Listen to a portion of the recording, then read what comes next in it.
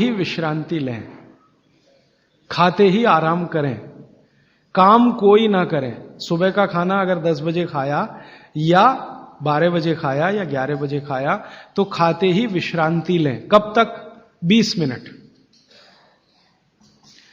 20 minute 20 minute विश्रांति लें। और उसको उन्होंने एक्सप्लेन किया है कि वो विश्रांति जो होनी चाहिए वो आपके शरीर को, जो बायां हाथ है इसको नीचे करके दाएं हाथ को ऊपर करके वाम कुक्षी अवस्था में लेटें। अब वाम कुक्षी को सरल भाषा में समझाता हूं। भगवान विष्णु को लेटे हुए देखा शेषनाग पर, बस उसी परिस्थिति में लेटे, उसी स्थिति में लेटे। विष्णु भगवान शेषनाग पर लेटे हुए, वो वाम कुक्षी की अवस्था है। खाना खाने के बाद हमेशा दोपहर को और सुबह इस अवस्था में जरूर लेटें। क्यों? Left side. आप जानते हैं हमारे शरीर में 2 नाड़ियां हैं, वैसे तो 3 हैं। 3 नाड़ियां, एक सूर्य नाड़ी है, एक चंद्र नाड़ी है, एक मध्य नाड़ी है। ये जो सूर्य नाड़ी है यही भोजन को पचाने में मदद करती है। सूर्य नाड़ी तभी चलती है जब आपकी चंद्र नाड़ी कम हो। भोजन पचाना है सुबह का और दोपहर का, सूर्य नाड़ी तीव्र होनी ही चाहिए।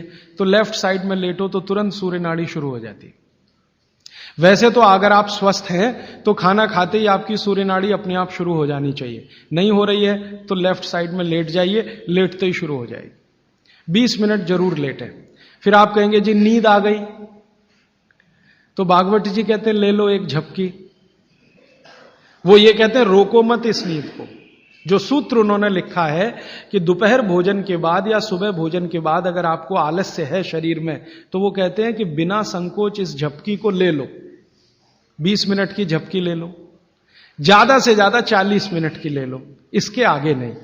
तो अगर आप भोजन के बाद इस विश्रांति ले लें 20 से 40 मिनट, तो अगले आधे दिन काम करने को बहुत एनर्जी आपके पास आएगी। आप चाहें तो आज ही करके देख लें।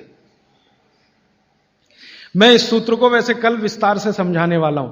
भागवत जी ने कल एक सूत्र, माने कल मैं उस सूत्र को लूंगा, उसमें उन्होंने ये कहा है कि शरीर के 14 वेग होते हैं, वेग, उनको कभी भी रोके नहीं। उसमें से निद्रा है, नींद जो है ना, ये एक वेग है।